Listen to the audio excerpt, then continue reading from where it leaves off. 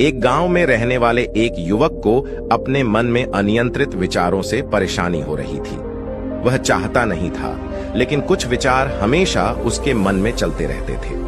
किसी काम में जुटा रहने पर उसके हाथ, पैर और शरीर काम कर रहे थे, लेकिन उसका मन किसी बीती घटना में खोया रहता था। उसने अपने भविष्य के बारे में वायु मंत्र में इरादे बनाने की आदत डाल रखी थी। वह अक्सर सोचता था कि एक दिन मैं यह करूंगा, मैं उसे करूंगा, एक दिन मैं बहुत बड़ा और सफल व्यक्ति बन जाऊंगा। उसके सपनों में वह हमेशा दूसरों से आगे रहता था और अपने आप को एक हीरो के रूप में प्रस्तुत करता था। जब उसे कोई बुद्धिमान, महान और साहसी आदमी की कहानी सुनने या पढ़ने का मौका मिलता था, तो वह खुद को उस कहानी के नायक की जगह रख लेता था और उसके विचारों में उसी बहादुर और महान कार्यों को करने का प्रयास करता था। लेकिन उसके विचारों में ही रहकर वह वास्तविकता में कोई कठिनाइयों का सामना नहीं करता था। बीते सालों से ऐसा सोचते हुए उसे यह महसूस होने लगा कि उसने अपने मन की रची जाल में फंसा हुआ है, जो उसे अपने विचारों में अपने सपनों के बारे में खदुश रखता है, लेकिन वास्तविक दुनिया में उसने उन सपनों को पूरा करने के लिए कभी कोई प्रयास नहीं किया। एक दिन जब उसके दोस्त ने उससे कहा कि गांव में प्रसिद्ध बौद्ध भिक्षु सन्यासी आया है, जो मन और मानसिक शांति संबंधित हर समस्या को आसानी से हल करता है, तो उस युवक का मन खुश हो गया। वह बौद्ध सन्यासी से मिलने गया और उसे अपनी समस्याओं के बारे में बताया। बौद्ध सन्यासी ने ध्यानपूर्वक सभी शब्दों को सुना और फिर कहा, तुम्हारी जीवन शैली में जो गलतियां हो रही हैं, उनको बंद करने पर ही जीवन खुश और मानसिक शांति से भरा हो सकता है। तुम कौन कौन सी गलतियां कर रहे हो और अपने मन को कैसे साफ कर सकते हो? आज मैं तुम्हें इसके बारे में विस्तार से बताऊंगा। ध्यान से सुनो। पहली गलती है पर्याप्त नींद नहीं मिलना। पर्याप्त नींद नहीं मिलना शरीर और मन को कई तरीकों से हानि पहुंचता है। यदि तुम्हें पर्याप्त नींद नहीं मिलती तो तुम्हारी याददाश्त कमजोर हो जाती है। तनाव, चिढ़ापन, हमेशा थका हुआ महसूस करना और चेहरे पर चमक की समस्याएं हो सकती हैं। इसके अलावा कम नींद भी मस्तिष्क की क्षमता को प्रभावित करती है। समस्याएं हल करने की ब्रेन की क्षमता पर असर करती है और तुलनात्मक अध्ययन करने में मस्तिष्क को कठिनाई होती है। इसलिए हर दिन कम से कम 5-6 घंटे गहरी नींद को बचाना महत्वपूर्ण है। नींद हमारे जीवन में एक महत्वपूर्ण स्थान पर है, क्योंकि यह हमारे शारीरिक और मानसिक स्वास्थ्य को सुरक्षित रखने का माध्यम है। प्रतिदिन गहरी नींद पाने से हमारी शारीरिक क्षमता बढ़ती है, मानसिक तनाव कम होता है और जीवन की गुणवत्ता में सुधार होता है। नींद हमारे दैहिक और मानसिक स्वास्थ्य की दृष्टि से बहुत महत्वपूर्ण है, क्योंकि यह हमारे शरीर को मरम्मत, सफाई और इसकी ऊर्जा स्तर में सुधार करती है। दैहिक स्वास्थ्य के पहलू में नींद की कमी आपकी शारीरिक क्षमता को कम कर सकती है, क्योंकि नींद के दौरान हमारे शरीर की मरम्मत होती है, साफ होती है और इसकी ऊर्जा स्तर में सुधार होता है। आगे बढ़ने के लिए दैहिक स्वास्थ्य में नींद की कमी हमारी शारीरिक क्षमता को कम कर सकती है। लगातार नींद के कमी से ही जीवन की गुणवत्ता बिगड़ती है, बल्कि हमारे शरीर की इम्यून सिस्टम कमजोर होने लगती है, जिससे रोग का खतरा बढ़ता है। और मानसिक स्वास्थ्य के पहलू में नींद की कमी मानसिक तनाव और चिंता बढ़ा सकती है, जिससे आपके दैहिक योजनाओं, निर्णय लेने की क्षमता और उत्साह पर असर हो सकता है। नींद की कमी बच्चों और युवाओं के शिक्षात्मक कार्यों पर भी असर कर सकती है, जिससे उनकी याददाश्त और नैतिकता प्रभावित हो सकती है, जो उनके शिक्षात्मक कार्यों को रोक सकता है। इसके अलावा नींद की कमी आपके व्यक्तिगत जीवन में भी प्रभाव डाल सकती है, जैसे कि आपकी ध्यान, समर्पण और रिश्तों में समस्याएं आ सकती हैं। संक्षेप में, हमारे दैहिक और मानसिक स्वास्थ्य को बनाए रखने में नींद का महत्वपूर्ण योगदान है।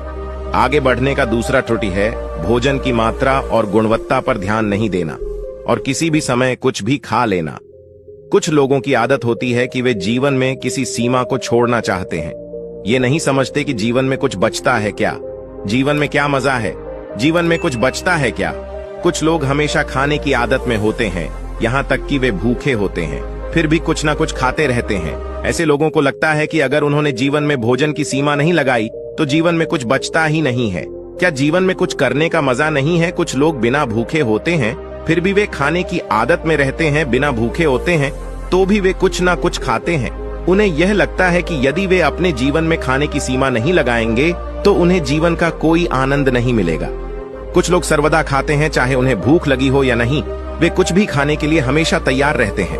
कहीं भी कभी भी कुछ भी खाने का ख्याल आता है, उन्हें यह महसूस होता है कि जीवन में कुछ बचता ही नहीं है यदि वह खाने की सीमा नहीं लगाएंगे। ऐसे लोग न केवल अपने शारीरिक वजन में वृद्धि का सामना कर सकते हैं, बल्कि इससे मानसिक शक्ति पर भी बुरा प्रभाव पड़ता है। आटा, तेल, चीनी और अधिक नमक से बने खाद्य पदार्थों का सेवन शरीर के वजन में बढ़ोतरी को बढ़ावा देता है और कई बीमारियों के उत्पत्ति करता है। इसके अलावा अनावश्यक भोजन का सेवन मानसिक शक्ति पर भी दुश्मनी पैदा कर सकता है, क्योंकि एक बीमार शरीर व्यक्ति के मन को भी बीमार बना देता है, जिससे व्यक्ति मानसिक रूप से बीमार होता है और तनाव और चिंता का शिकार हो जाता है। इसलिए व्यक्ति को भोजन की उचित मात्रा और गुणवत्ता पर ध्यान देना चाहिए।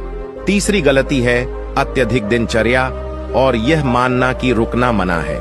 कुछ लोग सोचते हैं कि जीवन ऐसा ही होता है, हर हालत में जितना हो सके उतना दौड़ते रहना चाहिए। गलत। चाहे जीवन कितना ही दिनचर्या भरा हो, लेकिन रुकना बहुत जरूरी है। यदि आप हमेशा दौड़ते रहेंगे तो एक दिन आप घायल हो जाएंगे और उठने में आपको सांस फूलने में समस्या होगी। इसलिए अपने जीवन की भगदड़ और चहल पहल के बीच में थोड़ा समय निकालें।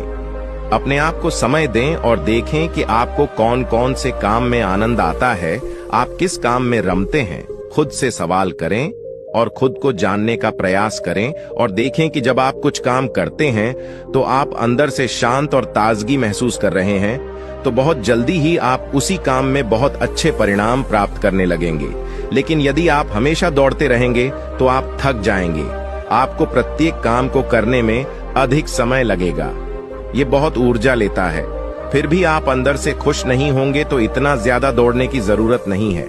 अच्छा काम के लिए आप में स्थिरता रखने का एक एहसास कराएं। चौथी बात है अपनी बुरी आदत को पहचानना और उसे पूरी तरह से अपने जीवन से हटा देना।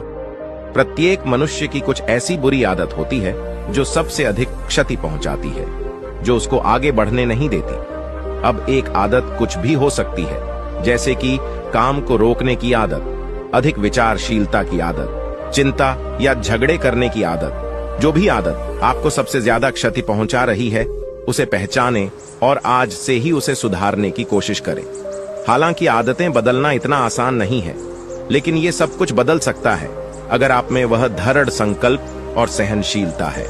और यदि आप निरंतर प्रयास करते हैं तो ये आपकी नई आदत बन जाएगी और पुरानी आदत खुद चली जाएगी। पांचवी गलती, जरूरत से ज्यादा वादे करना। आपको वादा करना चाहिए और आपको अपने वादे पर दृढ़ रहना चाहिए। जो लोग वादा करते हैं और उसे पूरा करते हैं, उन्हें समाज में अलग ही सम्मान होती है। लोग उन्हें अधिक पसंद करते हैं, लेकिन हमें कभी भी उस वादे को नहीं करना चाहिए जो हम पूरा नहीं कर सकते या जिस पर हमें पूरा करने में संदेह हो। इसके साथ ही हमें यह भी जानना चाहिए कि इसे कहना है ना, ये आवश्यक नहीं है कि हम उसे करें जो दूसरों ने किया है। हमें हमेशा उनकी आंखों में अच्छा लगने की कोशिश करनी चाहिए। हमें यह भी जानना चाहिए कि कैसे मना कहें। किसी के सारे कामों को करने का प्रयास करने की आवश्यकता नहीं है, हमें मना करने की भी जरूरत है। केवल उतना करें जितना आप कर सकते हैं और जितना आपके लिए सहज हो। फिर देखें जीवन में कितनी शांति आती है। छठी गलती, अपनी अंदर अपने आप को आलोचना करना और दूसरों के मुकाबले कमजोर महसूस करना। अगर आपकी आदत है खुद की बुरी तरह बातें कहने की और हमेशा अपनी गलतियों की तलाश में हैं, तो आपको इसे छोड़ देना चाहिए, क्योंकि इससे आपने जीवन को नर्क बना लिया है। अगर आपने कोई गलती की है तो खुद से कहे कि यह अच्छा है कि मैंने यह गलती महसूस की है। मैं वह व्यक्ति हूं जो अपनी गलतियों से सीखता है और आगे बढ़ता है।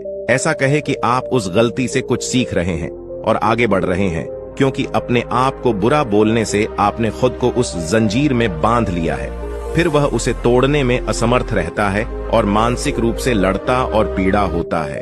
तो यदि आप में यह है कि आप अपने बारे में बुरा बोलने की आदत है, तो इसे जल्दी ही छोड़ दें, क्योंकि इससे जीवन सुंदर होगा। सतवीं गलती, बुरी यादों और पूर्व के नकारात्मक विचारों से मन को भरना। बुरी यादों को बचाए रखना जो पूर्व में कुछ बुरा हुआ था उसके साथ बुरी यादें बनाए रखना, ये सब आपको बहुत अधिक भारी बना देता है। तो अपने मन और आत्मा को साफ करें। अपने मन और ब्रेन को हर दिन साफ करें, जैसा कि आपका शरीर हर दिन खुद को ठीक करता है। जैसे ही आप सुबह उठते हैं, आप अपने अंदर से सारी गंदगी को मूत्र और मल के माध्यम से बाहर निकाल देते हैं।